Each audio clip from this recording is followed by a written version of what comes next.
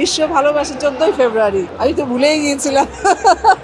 তোমাকে চাই আমি আরো কাছে। অনেক ফেমাস, অনেক এতটা বছর বা এত কাজ করেছি, তার স্বীকৃতি পেয়েছি, এটা তো অবশ্যই একটা আনন্দের বিষয়, তাই না? ভবিষ্যতে কাজ করার কিন্তু আপনার উৎসাহিত হয় মানুষ, কাজের জন্য মনে হয় যে আমি যেন আরো ভালো কাজ করি। তখনকার যুগে অবশ্যই অনেক অনেক ব্যবসা সাফল্য ছবি ছিল। এটা তো অবশ্যই আমাদের ইন্ডাস্ট্রির জন্য, আমাদের চলচ্চিত্রের জন্য, আমাদের ডাইরেক্টর প্রডিউসার যারা বানিয়েছিল তাদের জন্য অবশ্যই খুবই ভালো সুখবর বা ভালো। যতগুলো ছবি করেছি সবই তো আমার নিজের অভিনয় করা বা ভালোবেসে কাজ করেছি। সব ছবির প্রতি আমার একই ধরনের আপনার মহব্বত, মায়া, ভালোবাসা। তা কোনটা রেখে কোনটার কথা বলবো? তবে কাঞ্চনা আমি অনেকগুলো ছবি করেছি, তার মধ্যে যে আপনার নসিব ছবি তো অভিনয় করেছিলাম আমি আর কাঞ্চন। একটি গান এখনকার প্রজন্মের যারা শিল্পীরা, গায়িকারা গান করে অনেক স্টেজে গিয়ে, মানে অনেক দেশ বিদেশে, তোমাকে চাই আমি আরো কাছে, অনেক ফেমাস। অনেক আমার অবশ্যই ভালো লাগে যে এখনো পর্যন্ত এই প্রজন্মেও এখনো যে মানুষ মনে রেখেছে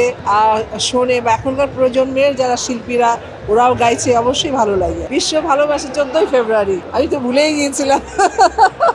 কেন বলছি যে ভুলে গিয়েছিলাম? ভালোবাসা কখনো দিনক্ষণ মেনে হয় না, সময় মেনে হয় না, যার জন্য কথাটা বললাম আসলে যে ভুলেই গিয়েছিলাম। হ্যাঁ, তবে আপনার হয়তো একটা দিন বেছে নেয় যে কোনো উৎসব করার জন্য বা একটা ফুল দেওয়ার জন্য ভালোবাসার মানুষকে। সে মা হতে পারে, বাবা হতে পারে, নিজের সন্তান হতে পারে, প্রেমিক হতে পারে, ভাই বোন হতে পারে। ভালোবাসার শব্দটা হলো এক পাত্র ভেদ। তো যার জন্য আমি মনে করি যে আসলে ভালোবাসা সকাল বিকাল সন্ধ্যা সবসময় ভালোবাসা, যে মানুষ যার মধ্যে অনুভূতি আছে, যার মধ্যে ফিলিংস আছে, ভালোবাসা তার মধ্যে সবসময় আছে। তবে একটা দিনক্ষণ মেনে সবাই পালন করে, ভালোই লাগে। ভালোবাসার দিনের জন্য সবার জন্য রইল আমার অনেক অনেক শুভেচ্ছা, লাল গোলাপের শুভেচ্ছা।